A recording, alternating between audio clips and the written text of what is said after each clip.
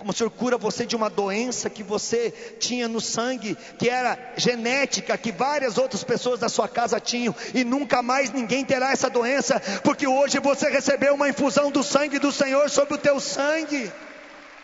Sabe, esse é o Deus da verdade, é o Deus que é capaz de realizar coisas inimagináveis. Isso é graça de avivamento. É por isso que Paulo, no capítulo 5, versículo 5 da carta aos Romanos, ele vai dizer: a esperança não engana, porque o amor de Deus foi derramado em nossos corações pelo Espírito Santo que nos foi dado. Aleluia, aleluia, glória a Deus.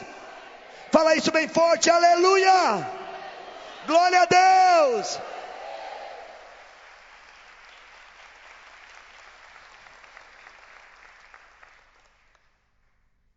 O Padre Dudu, nosso pai espiritual, vice-postulador da causa de canonização da Beata Helena Guerra, nomeada pelo Papa, que eu espero que um dia vocês convidem ele para pregar Hosana em Londres, vocês vão ver o que é um padre de fogo.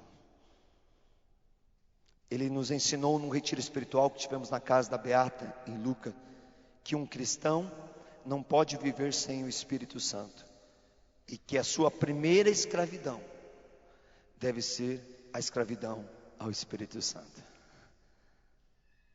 Viver como escravo do Espírito Santo, ou seja, não poder fazer nada além daquilo que o Espírito lhe dá ordem. Deixa ela, deixa ela vir aqui. E mãe malvada, solta.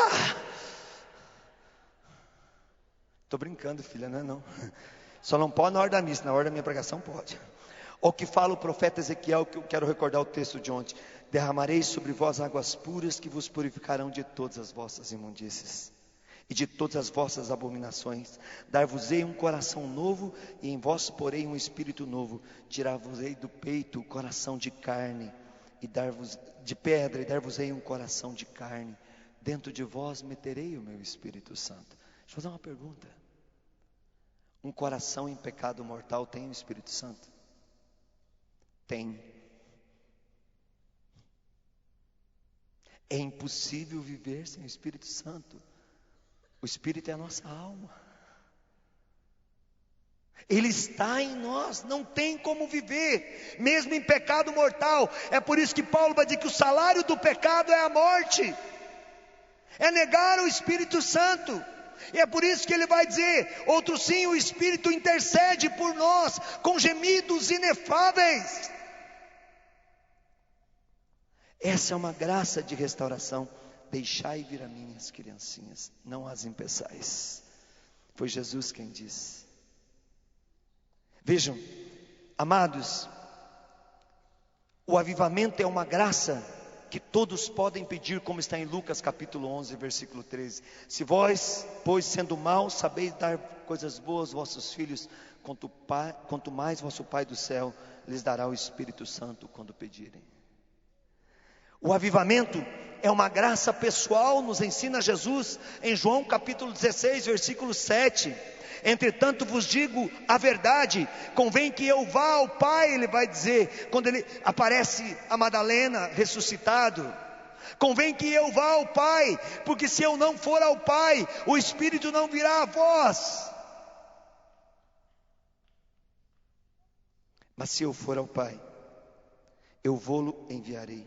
O avivamento, meus amados, é uma graça que nos leva para águas mais profundas, é uma graça de arrependimento, é uma graça de conversão. Pedro vai responder às autoridades, como ouvimos na liturgia: arrependei-vos e cada um de vós seja batizado em nome de Jesus Cristo, para remissão dos vossos pecados. Nós vimos no teatro hoje uma grande verdade sobre o que é o avivamento. O avivamento implica em passar pela cruz. Vem cá, filho. Fica assim aqui, ó, para todo mundo te ver no mundo inteiro. Abre teus braços. Qual é o formato do ser humano? Qual é o formato? E o que é a cruz? Quantas partes tem? Uma que está apontando para o céu, outra maior que está apontando para a terra, um para o lado direito, outro para o lado esquerdo. O que essas quatro partes da cruz querem dizer? A cruz é Cristo. É o centro de tudo. Sem ela não tem salvação. A cruz, a segunda letra da cruz quer dizer que ela é redentora, restauradora, restituidora. A quarta letra da cruz nos leva a viver o ápice do anúncio do Evangelho, que todos sejam um, e que o amor os torne capazes, é a unidade.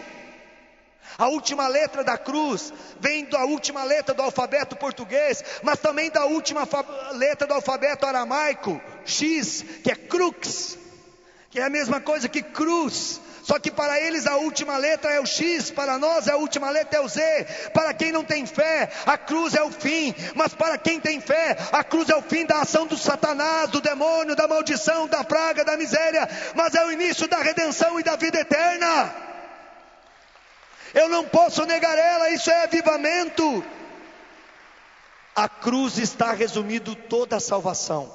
Primeira parte da cruz, apontando para o céu. Ergue os dois braços comigo, você não mexe. Amar a Deus. Segura os braços em cima. Faz de novo. Amar a Deus. Segura o braço lá em cima, não abaixa. A outra parte da cruz. Pode ver que ela é a maior parte. Porque ergue o braço em cima. Solta o papel. Coisa. Outro braço, mas não é aleijada.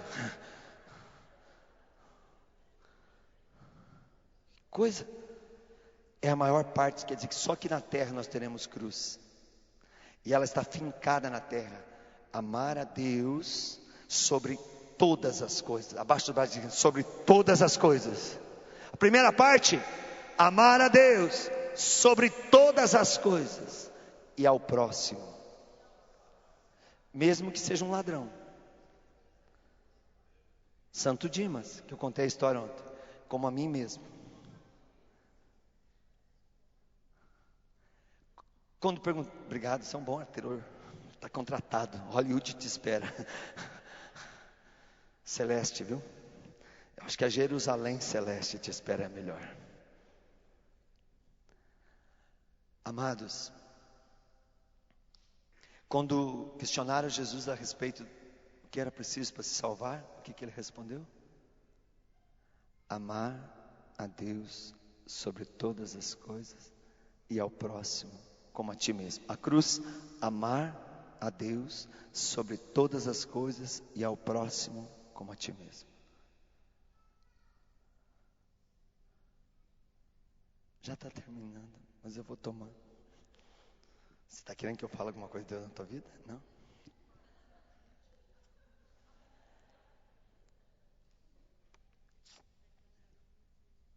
Deixou o bonde passar, minha filha. Se você pede, Deus falaria. Às vezes a gente deixa passar o bonde. Você não está deixando o bonde passar também?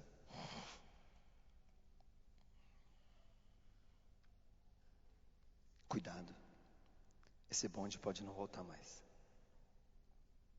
A hora é agora. A decisão nunca pode ser amanhã. Amanhã é algo que nunca chega. Porque sempre amanhã será hoje. O avivamento implica em passar pela cruz. O avivamento é uma graça para todos os tempos. O avivamento é uma graça que a beata Helena Guerra desejou para o mundo. E por isso ela escreveu ao ponto de dizer que o oitavo dom do Espírito Santo é a escrita. Eu ano passado escrevi uma carta para o Papa. Verdade, recebi a resposta. Pedindo que ele nomeasse o ano de 2012 como o ano de Maria. E recebi a resposta que me agradou muito. Eu escrevi, o Espírito Santo me mandou escrever, eu escrevi. Só que o Espírito Santo diz assim, não peça para ele fazer a tua vontade. Peça para ele fazer aquilo que eu vou falar no coração dele. Eu escrevi isso na carta para o Papa. Olha, no meu coração, o Espírito Santo pediu que seja um ano mariano. Eu tenho que ser mariano em 2012. Mas sua santidade, o Senhor declare o ano que o Espírito Santo revelar no seu coração. E ele declarou o ano da fé. E explicou para mim por quê. Que foi que eu preguei ontem para vocês. Olha a humildade do Papa. Quem sou eu? Ano passado, quando estivemos em Roma, eu fui chamado pelo cardeal Comastri para rezar para uma mulher que estava com câncer, tomada de câncer. E o Senhor disse que ia curar ela. E o Senhor curou ela. Só que 3 meses depois ela morreu. E eu questionei Deus. E Deus disse: volta e vê o que eu fiz. Só ela ia na igreja. Depois da morte dela, toda a família dela foi para a igreja. Porque eles viram o milagre de Deus. Em Arapongas eu rezei para o dono do Móveis Belo, com câncer no hospital, desenganado. Eu fui e rezei por ele. Ele deu alta, foi para casa, foi tomar banho, caiu no banheiro e morreu. E o Senhor disse: entrega a tua vida nas minhas mãos. Não queira aquilo que eu não quero para ti. Eu tenho certeza que esse homem se salvou. Não sei nem se ele era bom, se ele era honesto, se era ruim, se era mau, não me interessa. Eu sei que ele foi salvo, porque ele entregou a vida nas mãos de Deus. Você acha que Deus ia tirar o câncer dele e ia partir a cabeça dele? No banheiro? Não. Ele fez o que era a vontade de Deus. A família queria a cura, mas a família não pediu que ele ficasse eternamente junto com eles. Deus curou.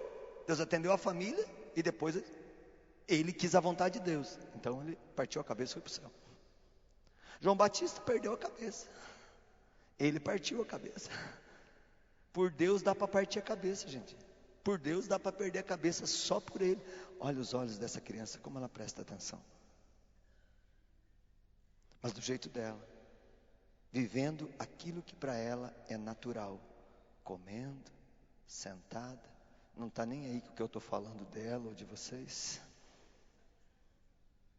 Mas ela sabe tudo o que está falando. Ela entende tudo, muito mais do que nós. Porque a palavra que chega ali pode ser o eco da minha voz, mas nela quem fala é o Espírito. Só Deus.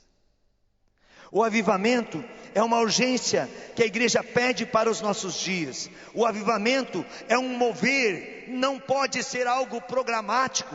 Por vivermos uma vida programática, nós deixamos de viver o sobrenatural. Se eu quero sentir a graça do avivamento, eu tenho que ir além da montanha, eu tenho que ir além do rio, eu tenho que sair da naturalidade e viver o sobrenatural. E aqui nessa igreja está acontecendo o sobrenatural. Tem milagre eucarístico, tem locução com Nossa Senhora, tem milagres e curas acontecendo. O que mais nós queremos para buscar a conversão? O que mais nós queremos para dedicar a nossa vida para a salvação? O que mais nós queremos para dizer sim a Deus? Que sinal mais nós queremos? Eu vivo numa paróquia que se chama Santuário de Nossa Senhora Aparecida. Não tem milagre eucarístico. Não conheço ninguém lá que tenha a locução de Nossa Senhora. E aqui Deus deu essas duas graças como um grande sinal. Na minha paróquia tem uma relíquia de Santa Teresa d'Ávila. Depois, na minha casa eu tenho várias relíquias, mas no altar da minha paróquia só tem relíquia de Santa Teresa d'Ávila. Aqui tem relíquia de Nossa Senhora, relíquia de Santa Helena, relíquia dos apóstolos, relíquia de grandes santos. Tem pedaço de corpo de vários santos aqui nessa igreja. Que mais nós queremos de sinal para sabermos que esse é um lugar onde Deus escolheu para que vocês venham e se tornem discípulos missionários de Jesus Cristo, homens e mulheres cheios do Espírito Santo. O avivamento precisa ser integral em tudo e com tudo, não só naquilo que eu quero. Retidão, regra de vida. Impõe uma regra. Está fora do sacramento, ajeita a tua vida. Está fora da palavra de Deus, ajeita a tua vida. Está fora da obediência da igreja, volta atrás e começa a obedecer. Humilha teu coração. Os humildes herdarão o reino do céu. Quem não tiver um coração humilhado, humilde, não herdará o céu. Ou vivemos avivados, ou seremos reduzidos como a planície seca dos ossos, a raça medíocre de Israel. Seremos transformados nos ossos secos de Israel, sem vida.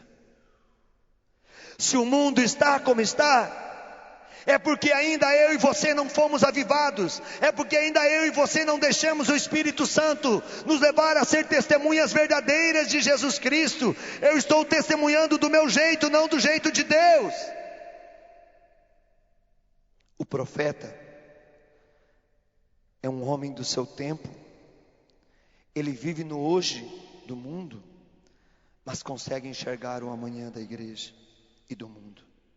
Possui uma visão crítica da situação eclesial do seu tempo, mas também é um homem obediente ao Espírito Santo e fiel à igreja.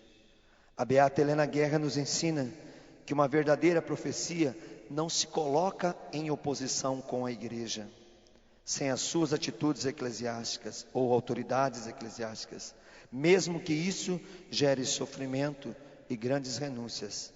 Em uma palavra podemos definir, nos ensina o Padre Dudu: profetas vivem fiéis no interior da igreja mãe, nas suas noites escuras.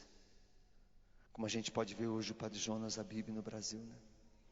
Meu Deus, que fidelidade.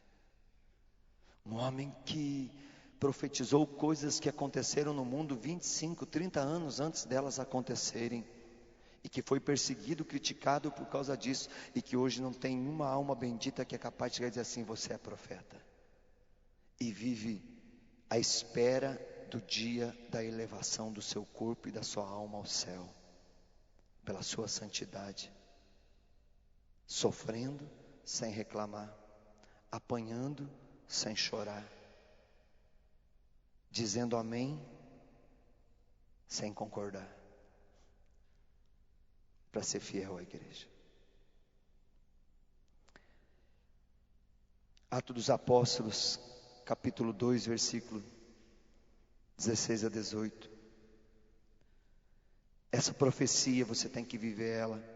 É a mesma que está em Joel capítulo 3, versículo de 1 a 5.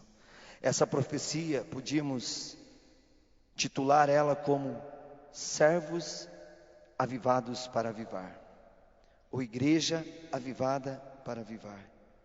É o que está em Levítico, aquilo que Jesus disse a Moisés no capítulo 6, versículo de 1 a 6. Eis as ordenações que darás a Araão e aos seus filhos.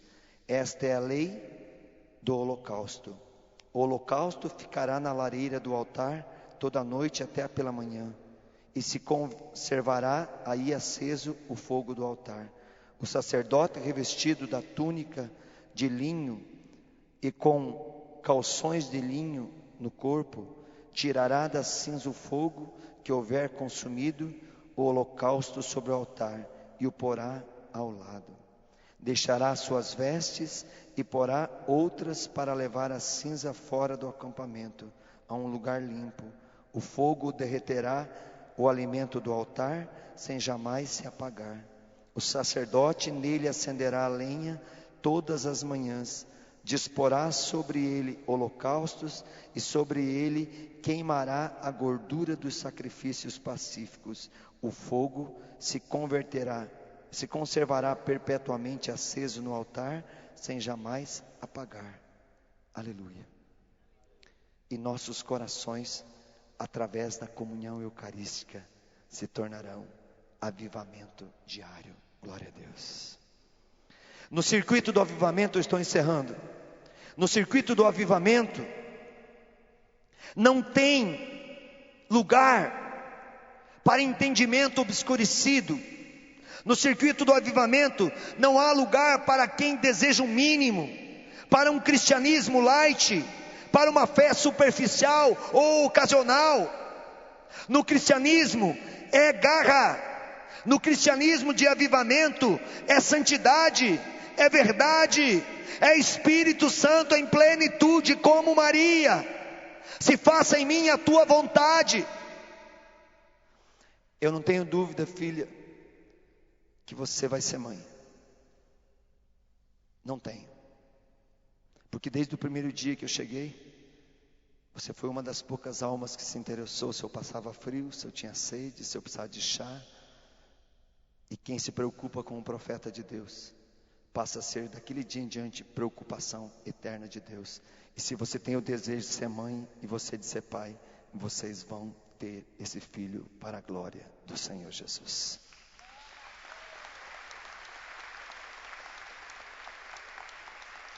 Talvez agora vocês derramem lágrimas. Talvez, filha, você já derramou muitas lágrimas por causa disso, ao ponto quase do inimigo fazer você perder a esperança. Mas essas lágrimas de hoje já não são mais de opressão, elas são de sinal de misericórdia, porque é a água do próprio peito do Cristo que joga nos teus olhos, mas que toca no teu ventre e que faz com que a vida renasça. Essa é a graça do Deus que eu prego. É um Deus da vida, é um Deus de avivamento, é um Deus de misericórdia, é um Deus que salva, não é um Deus que condena.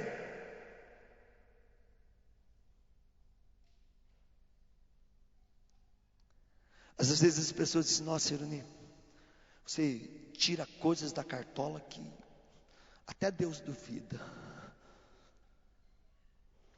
falei assim: não tenho culpa, a cartola não é minha, é de Deus. Se eu boto a mão lá e Ele me mostra isso, eu falo o que Ele me mostra, eu não falo o que eu quero, não. Não tenho medo de falar o que Deus manda, não. Eu sei que Deus não é homem para mentir igual eu. Ele é Deus e o que Ele fala, Ele cumpre. E a palavra dele diz que se eu falar alguma coisa em nome dele, Ele executará, para honrar o profeta que a Ele anunciou. Não tenho medo disso, não. Ontem eu confesso para vocês, quando aquela mulher estava ali naquele banco, e o Senhor dizia: ela tem que levantar. E eu fui uma vez, fui duas, fui três, fui quatro. Falei: Senhor, agora eu vou caçar. Eu fui para o meio do povo, comecei a olhar na cara de todas as mulheres. O Senhor disse que era uma mulher. Quando eu cheguei aqui no meio, o Senhor falou: volta para trás que aí você vai ver ela. Eu voltei rapidamente, não sei se vocês perceberam. E quando cheguei aqui na frente, eu fiquei assim, e o povo aplaudindo. Eu falei: mas aonde que está? Mas ela está nas minhas costas, e por trás eu não enxergo, meu olho de trás é cego.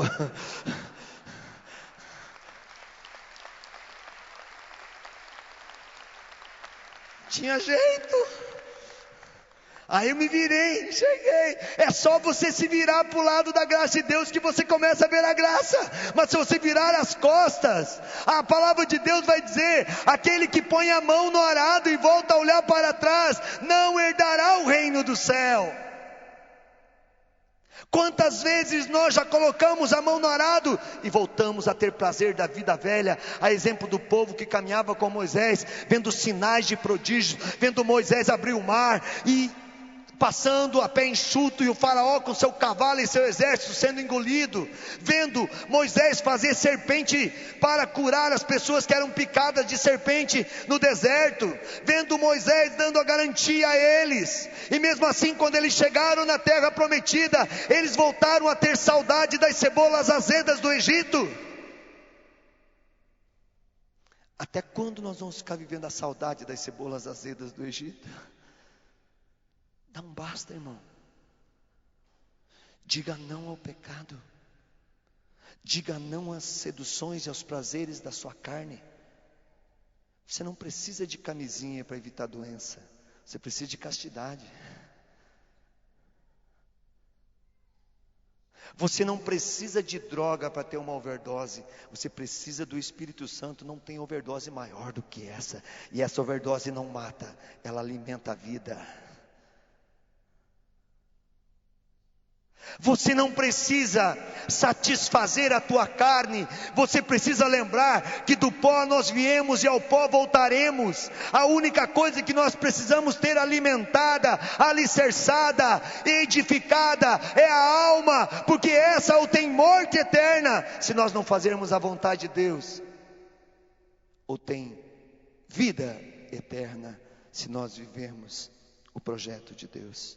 Paulo diz assim aos Efésios capítulo 4, 18: tendo o entendimento obscurecido, sua ignorância e o endurecimento do seu coração, mantém-te afastado de Deus. O que Paulo vai dizer na carta aos Coríntios, capítulo 12? A respeito dos dons, irmãos, não quero que vivais na ignorância. E vai dar uma catequese sobre 9 dons carismáticos necessários para o avivamento, mas deixando bem claro que não são só esses os dons, que tem muitos outros. Ele vai falar do dom de orar em línguas, do dom de falar em línguas, do dom da profecia, do discernimento dos espíritos, da sabedoria, do dom da ciência, do dom da cura, do dom de milagres e do dom de fé. Ele vai determinar que, se lá no Antigo Testamento nos traz a promessa do profeta Isaías, capítulo 11, que o Espírito Santo derramaria dons infusos em nós, que são os 7 dons, que nós recebemos no dia do nosso batismo, que já nasceram conosco, mas ali é uma semente que estava adormecida, que vai brotar com o batismo. Agora, nós precisamos dar um passo a mais no batismo no Espírito e viver os dons que são as ferramentas de trabalho que o Espírito Santo vai nos concedendo. E aí nós alcançaremos a vida eterna. Quem é a pessoa no meio de nós que tinha um problema sério no joelho, de infecção, de paralisia ou de desgaste de osso, ou tinha se machucado praticando algum esporte, que você não podia se ajoelhar, ou se machucou trabalhando num acidente, não sei, e você pode se ajoelhar agora, e pode até caminhar de joelho, porque você não tem mais nada no joelho. Quem é essa pessoa? Pode ficar de pé. Quem é?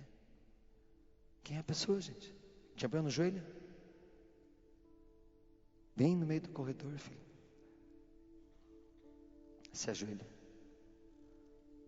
Caminhe de joelho, para a glória do Senhor Jesus. Sabe? Que sinais vós ainda quereis que eu vos dê? Se eu já vos dei a vida, que sinal maior do que esse quereis?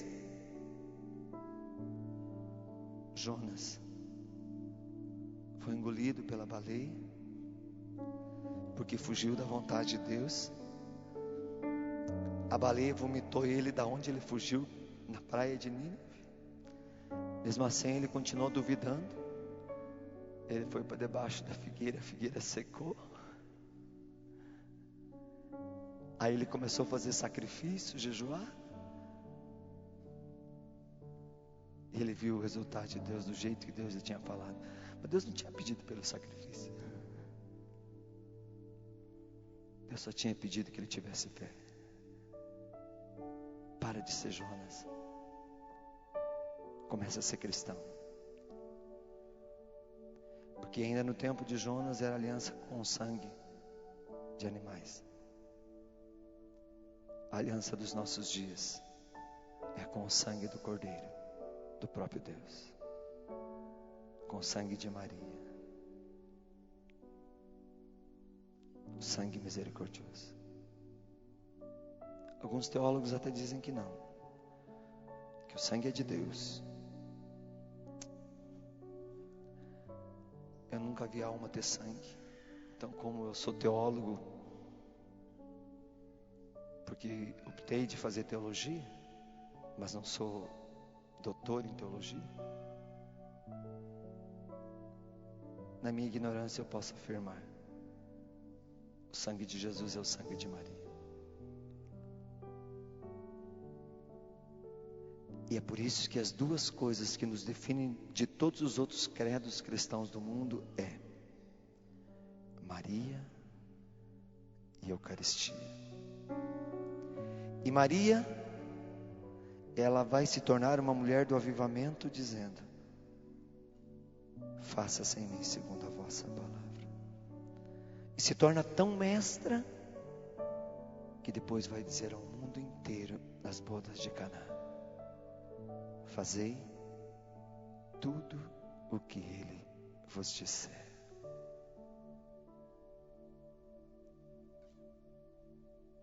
E Deus faz coisas maravilhosas. Feche teus olhos.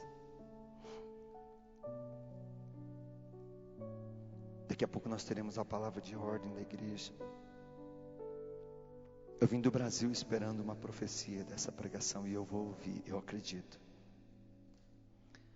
Quando eu sentei na poltrona do avião, eu comecei a ler os textos que eu tinha preparado para esse encontro. Comecei a estudar o que Deus queria para mim, não para você. E quando eu fechei os meus olhos, eu tinha pedido para Deus: Deus, por favor, eu não gosto de viajar na janela e minha poltrona é janela. Me dá uma boa companhia. Sabe quem sentou do meu lado? Um sacerdote argentino que estava vindo a Londres como escala, e de Londres, Roma. E ele disse: quando você chegar no lugar, ele não sabia onde eu estava vindo. Quando você chegar no lugar em que Deus está te enviando, esse sacerdote falou, a igreja vai profetizar aquilo que Deus quer a teu respeito. E eu me inclinei e eu bati na última pregação dessa tarde. E a última pregação dessa tarde, quem vai fazer é o padre. E ela vai ser uma verdade que vai mudar a minha e a tua vida, que vai trazer um novo para mim e para você. Diga para Deus que você quer esse novo. Senhor, olha para o coração da tua igreja. Para esses que estão aqui, para aqueles que estão pela internet em qualquer parte do mundo. Eu vejo o Senhor curando muitas pessoas pela internet. Pessoas que estão dependentes de droga, do pecado. Eu vejo o Senhor curando um casal com HIV. Os dois eram portadores do vírus do HIV, estão sendo curados agora. E o diagnóstico médico será totalmente revertido quando você voltar a fazer os exames. Eu vejo o Senhor curando muitos jovens que estavam oprimidos por falta de amor de pai e de mãe. E hoje, pelo testemunho da Ivone, eu vejo aqui e vejo nas casas, em Londres e no mundo, mulheres que não podiam ser mãe e que vão ser mãe a partir de hoje. E os filhos que serão gerados serão filhos do avivamento, filhos do milagre. Que Deus te conceda nesta hora e em todos os dias da sua vida a força de Sansão, a alegria de Maria, a ousadia de Davi, a unção dobrada do espírito de Eliseu, a perseverança de José, a fidelidade de Jó, a coragem de Josué, a sabedoria de Salomão, a fé de Abraão, a paz e o amor de nosso Senhor Jesus Cristo. Em nome do Pai, do Filho, do Espírito Santo. Amém.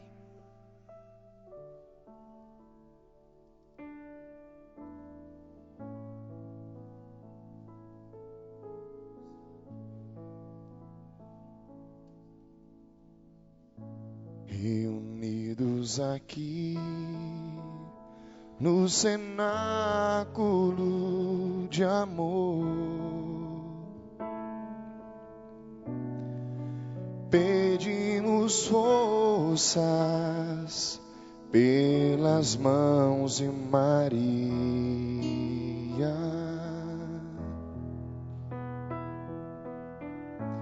Ela conhece bem todos seus queridos filhos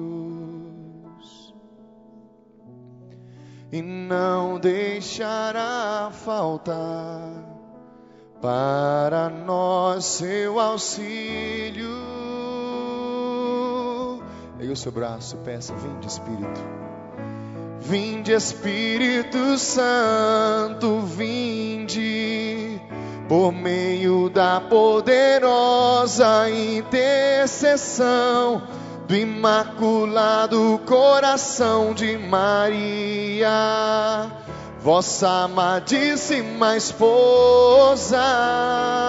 Vinde, Vinde Espírito Santo, vinde, por meio da poderosa intercessão do Imaculado Coração de Maria, vossa amadíssima esposa,